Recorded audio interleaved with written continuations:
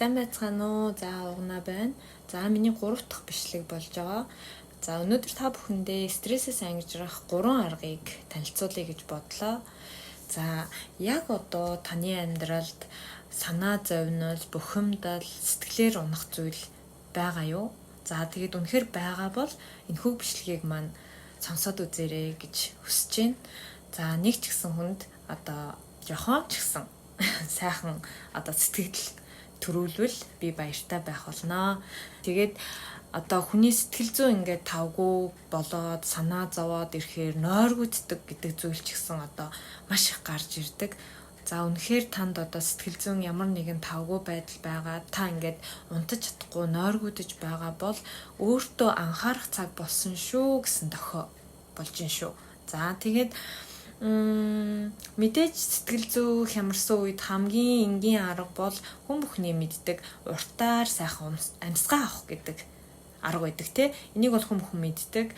За тэгээ ямар ч гэсэн өөрийнхөө төлөө 5-аас 10 удаа ингээд гүнзгий амьсгал аваад ингээд сурчвал сэтгэл санаа ч гэсэн маш өөр болдог шүү гэдгийг бас хэлмээр байна. За тэгээ миний өнөөдрийн танилцуулах 3 арга маань болохоор Японы сэтгэл зүйн ингээд зөвлөгөө өгдөг төвийн ярианаас би ингээд орчуулсан байгаа. Үнэхээр сонирхолтой санагдсан. За тэгээд та бүхэндээ хэлж өгье гэд орчуулсан байгаа шүү.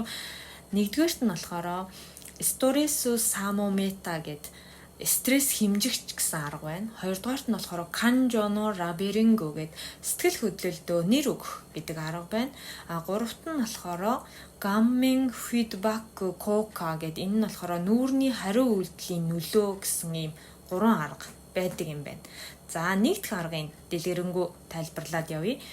За энэ стресс хэмжигч гэдэг нь болохоор танд байгаа ингээд өөрийнхөө стрессийг 1-4 ч юм уу тий. Тэр нь болохоор одоо нэг өдөр тутмын жижиг шажиг амьдрал дээр гарч ирдэг стресс. За 5-аас 7 гэхээр ингээд нэг дунд зэргийн одоо жоохон нэг яривхтай стресс. За тэгээд 8-аас 10 гэхээр төвчж одоо давж гарахад хэцүү, жоохон хүнд шатны стресс гэдэг ингээ 3 хувааж үздэг юм байна л та. Тэгээ энэ 3 хувааж үзснээрээ та өөрийнхөө одоо стрессийг хаана байна вэ гэдгээ хэмжиж гаргах юм билээ. Жишээ нь ингээд 10 үе шатын одоо 10 оноо гэдэг нь болохоор хамгийн хүнд одоо оноо нь болчихж байгаа тийм хамгийн хүнд стрессийнх нь оноо болчихж байгаа гэр бүлийнхнийг алдсан байдаг юм уу. За тэгээд одоо гэр орон нь болохоор галд өртсөн, гамшигт өртсөн ч байдаг юм уу. Ер нь бол нэлээд хүнд талын стресс болчихж байгаа. За тэгэнгүүт одоогийн таны стресс эдгээр зүйлтэй харьцуулахад хэдэн оноо өгөхөөр стресс байна вэ гэдгээ бодоод үзээрэй. Жишээ нь одоо өдөр тутмын гадуур ингээл явхад үүсдэг одоо унаа хоцрох гэх мэт ийм жижиг стрессүүдээ одоо хоёрч гэдэг юм уу тий. Ажил дээрээ үүссэн ямар нэгэн одоо ажилтай холбоотой стрессээ 4ч гэдэг юм уу. За тэгээд хайртай хүндээ хаягдчихсан гэдэг юм уу. Тэгөө хэцүү стресс штэ. За тэрийг 6ч гэдэг юм уу тий. Ингээд стрессэндээ оноо өгснөөр танд байгаа стресс жоохон зөөлөрч ингээд тийм нэг уян зөөлөн хандах боломжтой болдог юм байна л да. За тэгэнгүүт сэтгэл хөдлөлийн одоо тэр хэмжээгээрээ өөрийнхөө стрессийг жоохон ингээд зөөлж өгснөрөө танд одоо тэр нөгөө гинт одоо нөгөө тесрэх, дэлбэрэх гээд байгаа мэдрэмжийг багасгаж өгнө. Гэдэг нь ингээд энэ судалгаагаар бүр батлагдсан юм билээ. За та одоо хэр их сөрөг бодолтой сөрөг үг хэрэгэлдэг байна. Тэр чинээгээрээ одоо ердөөсөө бүр хаач яахад ч дэлбэрэхэд бэлэн магадaltaа тийм явж идэг гэсэн үг байгаа байхгүй юу. Тэгэхээр энэ нь одоо илүү аюултай. Яа тэгэхээр хүн ингээд стрессээ ингээд хянж чадахгүй улмаас хүснээ хийн, хүснээрээ байна гэдэг тийм нэг сэтгэл зүйтэй болчдөг гинэ. Тэгэхээр ямар нэгэн нөлөөнд автахдаа маш амархан болчихдог гинэ. Жишээ нь одоо стрессээ өөрөө хянж чадахгүй байснаар тархинд нь бүр ингээд яасан ч яадаг юм гэсэн мэдрэмж төрөөд за тэрнээсээ болоод одоо ямар нэг юм хит дондох ч юм уу тий гэр бүлтэй хүүтэн хүндий харгас ханддаг болдог ч юм уу. За тэгээд арх согтууруулах ундаал хэрглэж одоо баг өөрийгөө тайвшруулж тухайн зүйлээ мартахыг хүсдэг ч юм уу. Ингээд маш муу одоо нөлөө ихтэй байгаа байхгүй. За тэгээд энэхүү ингээд стресс хэмжих аргаар одоо та өөрийнхөө тэр нэг сэтгэл зүйн яасан ч яадаг юм бэ гэсэн бодлоо ингээд зохицуулаад жоох ингээд зөөлөх боломжтой гэж байгаа. Тэгэхээр энийг бас их гоё байгааз надад бол их гоё санагдаад байгаа. Дандаа нэг гоё санагдаад байгаа л гэдгийг тэгээд сонсохоор ингээд гоё санагдахаар та нарт бас ингээд хэлж өгье гэж бодоод би ч бас орчуулаад л байгаа юм л да. За тэгээд дараагийн хоёр дахь арга нь болохоор сэтгэл хөдлөлтөө нэр өгөх гэдэг байгаа.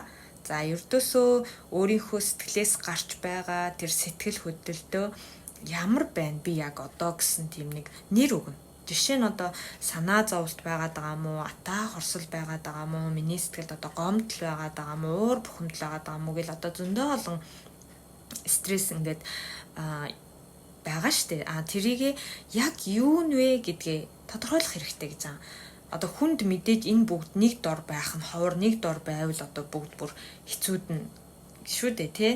Тэгэхээр аль нэгээс хоёр нь л байгаа. Тийм болохоор та өөрөө тэрийг тодорхойлоод өгөөрөө гэж байгаа. Тэгээд юмд одоо ингээд юу гэдгийг хит яардаг, бухимддаг хүн бол одоо нэг тийм төвчээргүй байдлын одоо сэтгэл хөдлөл гараад байна шүү дээ тий. За тэгээд одоо нөгөө хүн хүлээхтэй ингээл ууралж бухимддаг одоо нөгөө нэг хүн бол нэг тийм санаа зовсон бас л нэг төвчээргүй байдлын тий сэтгэл хөдлөл үүсээд байна гэдэг ч юм уу тий. Тэгээд ингэж өөрийнхөө сэтгэл зүйд ямар нэгэн байдлаар хяналт тавиад ингээд би яг одоо яагаад байна гэдгээ нэр өгж ингэж өөрийгөө ингээд тодорхойлсноор одоо таны сэтгэл зүй бүр санснаас илүү тайвширдаг гэж байгаа. За энэ нь болохоор 2012 онд гэсэн баха.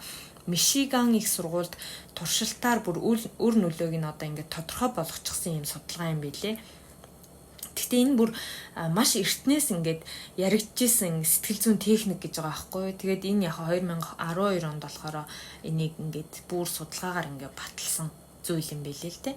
За тэгээд та ингээд өөрийнхөө сэтгэл хөдлөлт нэр өгч чадахгүй бол одоо ямар нэрнүүд байдгийг гэвэл би нэг хэдэн жишээ дурдъя л да. Зөндөөл байдаг юм билээ. Одоо ингээд харамсал байгаад байгаа мó те таны дотор ингээд найдваргүй байдал байгаад байгаа мó, итгэл алдсанд ингээд урам хугараад байгаа мó, за тэг үгүй ядаад байгаа мó, айдас байгаад байгаа мó, уйтгар гуниг байгаад байгаа мó, ямар нэгэн ичвэтэр байдалд орчоод сэтгэл зүүн стресст ороод байгаа мó, за тэгээд тэсвэр төвчээр алдагдаад байгаа мó, зовлон зүдгүүр байгаад байгаа мó гэд ингээд өөрийгөө та бас ингээд сонсоод үзээрэй. Одоо ч гэсэн ингээд сонсонгоо би юу нь яг яагаад байгаа юм бол миний энэ сэтгэл зүй одоо сэтгэл хөдлөл маань одоо яг ямар байна вэ гэдгээ бас тодорхойлоод үзээрэй. Тэгвэл бас их үр дүнтэй байх гэж бодож байна. За тэгээд сэтгэл хөдлөлөө үг болгоод ингээд нэр өгвөл хүн ингээд тайвширч амьсгал авахтайгаа болдог гэж байгаа. Тэгээд эсэргээрээ та ингээд үг болгож нэр өгдөггүй би яг яагаад байгаагаа ингээд ойлгож сонсч чаддгүй байх юм бол сэтгэл санааны хямралд ордгоо. Тэрнээсээ болоод таны сэтгэл санаа тогтворгүй болдог, маш амархан уурладаг болдог, за нойргууддаг гэд ерөөсөн маш муу шинж тэмдгүүд үүсдэг. Учираас та бүхэн маань өөрийнхөө одоо яг байгаа сэтгэл зүйд нэр өгөөрэй. За ингээд 3 дахь аргаа танилцуулъя. 3 дахь арга нь болохоор нүүрний хариу үйлдэлийн нөлөө гэсэн шүү дээ. Энэ яг ингээд би орчуулчлаа л да байгаа үгээр нь. Тэгээд юу гэсэн үг юм бэ гэхээр энэ нь болохоор таны нүүр ямар шинж тэмдэг гаргана, таны сэтгэл зүй яг л тэр шинж тэмдгээр ажиллана гэж байгаа байхгүй яа. Тэгэхээр та нүүрэндээ инээмсэглэл одоо гарах юм бол таны сэтгэл зүй ч гэсэн инээмсэглэн. Та нүүрэндээ уур бухимдал одоо юу гэдгийг гомдол харуулсал ингээл гуниг ингээл нулимс гарах юм бол таны сэтгэл зүй ч гэсэн яг дагаад тийм болно гэж байгаа. Тийм учраас инээмсэглэх. Тэгэхээр тэр нөлөө нь сэтгэл зүйд ч очно. Энийг бол бүгд ер нь мэддэг баха тий. Инээмсэглэл ингээд инээмсэглэх царай гаргаад ингээд тарих тэрийг ингээд хүлээж аваад ажралтай мэдрэмж төрүүлдэгэ гэл угаасаа бид нар зөндөөл сэтгэл зүйн юмнаас сонсч ирсэн шүү дээ тий. Тэгээд энэ болохоор хамгийн амархан ойлгомжтой одоо туршилтаар гаргасан арга гэсэн байсан нэг 1 минут орчим та яг ингээд инээмсэглээд үзээрэй. Инээмсэглсэн царай гаргаад үзээрэй. Ингээ шүдээ бүр яг ярзаалгаад ингээ бүр яг инээж байгаа царай гаргаад одоо би энд зургаар оруулчихъя. За тэгээд ингээд инээмсэглэн царай гаргаад 1 минут ингээд та өөрийгөө ажаараа тэгэх юм бол таны тэр сэтгэл зүй нэмсгэлсний дараа шал өөр болно гэд. Энэ болохоор Иллиной их сургуулийн судалгаа юм билээ. Яг өөр зөндөл олон судалгаа байдаг гэсэн байсан. Тэгээд энэ Иллиной их сургуулийн энэ судалгаа нь болохоор 1 минут гэдгийг нь тодорхойлж гаргасан юм билээ. За тэгэхээр та бүхэн одоо ч гэсэн ингээд сонсонгоо нэмсгэлсэн царай гаргаад 1 минут орчим байгаад үзээрэй гэж хэлье. За тэгээд уртаар сайхан амьсгаа аваад ингээд энэ өдрөө сайхан өнгөрүүлээрээ. Тэгээд бүгдээрээ гоё инээмсэглээрээ. Өөрийнхөө сэтгэл зүйтэй ажиллаараа, өөртөө хайртай байгаарай гэж хэлье. За энэ хүртэл сонссон та бүхэндээ баярлалаа. Дараа дахин уулзъя.